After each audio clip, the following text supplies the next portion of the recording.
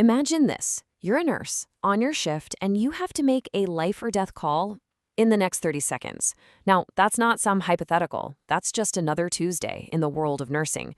So, we're going to break down the mental toolkit they use to make the right call pretty much every single time. Okay, let's just dive right in with a classic. You've got a patient literally gasping for air. And at that exact same moment, another one is grabbing their chest, complaining of serious pain. The clock is ticking. Who do you run to first? The one who can't breathe or the one with the chest pain? This is where it gets real. You know, moments like these aren't about just having a gut feeling. It's all about having a structured, clear-headed way to make a decision. And that's why nurses rely on these proven frameworks. You can think of them as mental maps that let them navigate the absolute chaos of a busy hospital floor and, save lives. So, how are we going to build this sort of pyramid of priorities? Well, we're going to start at the bottom with the ABCs, the absolute bedrock of any emergency. Then we'll zoom out to see the bigger picture with Maslow's hierarchy, figure out how to juggle a whole bunch of patients using something called acuity, and finally, we'll look at those wild moments when the rules themselves just have to change. All right, let's get right to it. We're starting with the most fundamental tool in any nurse's toolkit, the ABCs. That's airway, breathing, and circulation. It's really like a set of dominoes, You absolutely have to have a clear airway to be able to breathe. And you have to be breathing to get oxygen into your blood so it can circulate. It's a chain reaction.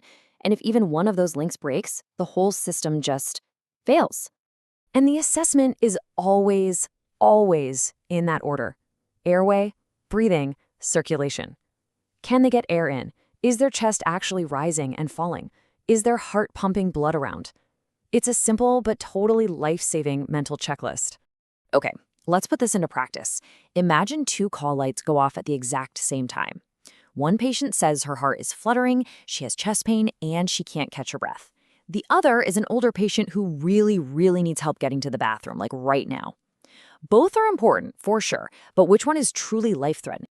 And boom, this is where the ABCs just cut right through the noise. That patient with the fluttering heart, that's a potential problem with both B, breathing, and C, circulation. That's a huge red flag. The other patient's need is definitely urgent, I get it, but it's not immediately going to threaten their life. The ABCs make the choice crystal clear. You go to the heart patient first. Okay, so the ABCs are for those immediate, oh my gosh, life threats. But nursing is about way more than just keeping people alive, right? It's about caring for the whole person. And that is where Maslow's hierarchy of needs comes into play. Yeah, you probably remember this one from a psychology class way back when. Maslow's pyramid basically shows that you can't really worry about high-level stuff like self-esteem if you're, struggling to breathe. For nurses, this is an incredibly powerful tool for understanding all of a patient's priorities, not just the medical ones. So let's do a quick trip up the pyramid. At the very bottom, you've got the basics for survival. Air, food, water, all that stuff. Once that's covered, you move up to safety, then love and belonging, then self-esteem, and way up at the top, self-actualization. You can really see how this helps a nurse see the whole patient, not just the chart. So where do our trusty ABCs fit into all of this? Well, they're actually a super critical part of that very first level of Maslow's pyramid, those physiological needs. Think of the ABCs as the emergency filter for that entire bottom layer. It's the first question you have to answer before you can even think about anything else. Okay, so we've talked about how to prioritize needs for one single patient, but what happens when you have a whole wing of patients to care for, all of them with different problems? Well, that's where this concept of acuity comes in. The easiest way to think about acuity is like a sickness score. A higher score means the patient is sicker, more unstable, and they're going to need a lot more of your time and your skill. It's a system that helps the whole healthcare team see at a glance who needs help the most. So check this out. A patient with a score of 1 is stable, maybe even packing their bags to go home. But a patient with a score of 4, whoa, now we're talking high risk. Maybe their vital signs are all over the place. That simple number tells you so much about what kind of care that person is going to need. All right, pop quiz, you're a nurse, you just walked in, and this is your patient list for the shift. You've got 4 people, all with different needs, all with different acuity scores. You're trying to plan your day. So, where do you start? The acuity score gives you the answer right away. Client A, with that score of 4, is your number 1 priority. That number is basically a giant flashing red light. It's telling you that this patient is the highest risk and they need your expert eyes on them right now. It's a super powerful tool for managing a crazy busy shift. Okay, so we've built a really solid foundation with the ABCs, Maslow's, and acuity scores. But here's the thing about medicine. You always have to be ready for the unexpected. Because sometimes you have to be ready to throw the rulebook out the window. A perfect example of this was a huge change in CPR back in 2010. For decades, it was ABC, ABC, ABC. But then a whole bunch of new evidence came out showing that for most adults in cardiac arrest, circulation was actually the most important thing to start with.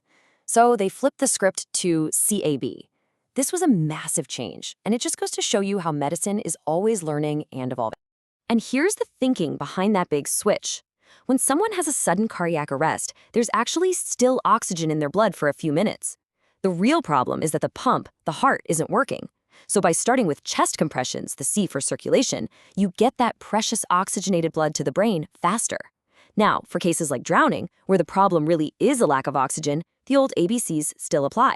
The framework has to adapt to the situation. And there's another major exception, and this one comes from trauma care, especially on the battlefield. They use a protocol called MARCH, and that very first letter tells you everything you need to know. M stands for massive hemorrhage. And here's the brutal, simple truth. You can bleed to death from a massive injury in just a couple of minutes. That's way faster than you die from a blocked airway. So in those specific, high-stakes trauma situations, the number one priority is to stop the bleed.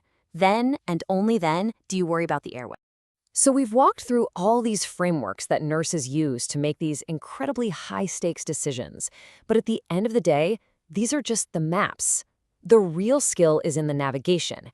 It's in the clinical judgment that only comes from experience, from critical thinking, and from a deep, deep understanding of the human body. And that, right there, is what makes nursing both a science and an art.